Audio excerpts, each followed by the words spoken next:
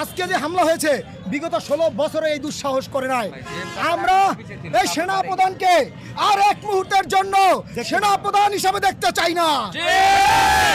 আর স্বরাষ্ট্র উপদেষ্টাকে আজকে রাতের মধ্যে পদত্যাগ করতে হবে। যদি না করে এই জাহাঙ্গীর খানকির পোলারে লাইট খাইয়া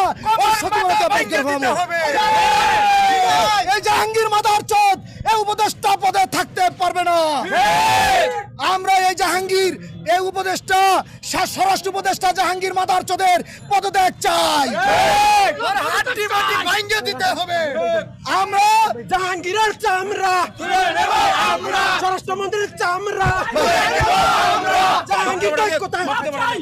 আমরা চাই ক্যান্টনমেন্ট থেকে সেনা প্রধানকে লাথি মেরে ক্যান্টনমেন্ট থেকে সেনা প্রধানকে বের করে দেওয়া হোক। জাতীয় পার্টিকে পুলিশ প্রশাসন গার্ড দিয়েছে কিন্তু গণঅধিকার প্রতি হামলা করেছে বলে আজকে নূর ভাই আমাদের একটা মিছিলের উপরে আজকে মিছিলের পিছন দিকে যখন হামলা করেছে সে হামলার প্রতিবাদে আমরা মিছিল করেছি। সেই মিছিলের পরে নূর ভাই সংবাদ সম্মেলন করবে। সে সংবাদ সম্মেলনের যে প্রস্তুতি নিয়েছে সেই সংবাদ সম্মেলন করা অবস্থায় সেখানে তার উপরে নৃশংস হামলা হয়েছে। ভাই ধন্যবাদ, পরে কথা বলবো।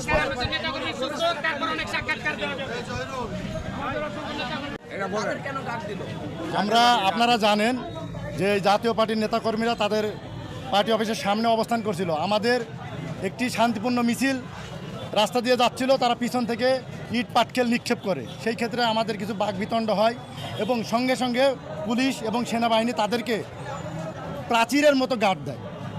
এই গার্ড দেওয়ার ফলে আমরা তাদেরকে কিছু বলি নাই, কিন্তু তারা ওদিক থেকে ইট পাটকেল মারে এবং অকথ্য ভাষায় আমাদের গালিগালাজ করে।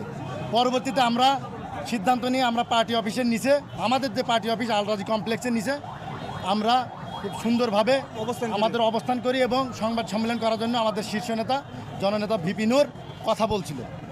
এমনই পরিস্থিতিতে সেনাবাহিনী এবং পুলিশ মানে 2 থেকে 300 সেনাবাহিনী এবং পুলিশ মিলিয়ে অতর্কিতভাবে হামলা করে। আমি ভিপি নূরকে বললাম যে ভাই এখানে দাঁড়ানোর দরকার নেই, ওরা খুব দ্রুত আমাদের দিক চলে আসছে। পরবর্তীতে ভিপি নূর বলছে না, সেনাবাহিনী আমাদের উপর হামলা করবে না, সেনাবাহিনীর প্রতি আমাদের ভরসা আছে। এই কথা বলতে বলতে সেনাবাহিনীর লোকই বেশি ছিল। ওখানে সেনাবাহিনীর লোকরা সৈনিকরা এসে লাঠিচার্জ করে ভিপি নূরের উপরে নিমেষে তাকে রক্তাক্ত করে দেয়। আমরা মুহূর্তে তাকে ধরে নিয়ে এসে আমরা হাসপাতালে নিয়ে আসি। এখন তিনি চিকিৎসারত অবস্থায় আছে, ওনার চিকিৎসা চলছে। ঠিক আছে, আপনাদের কাছে দোয়া চাই। 1 মিনিটের মধ্যে বন্ধ করো এটা।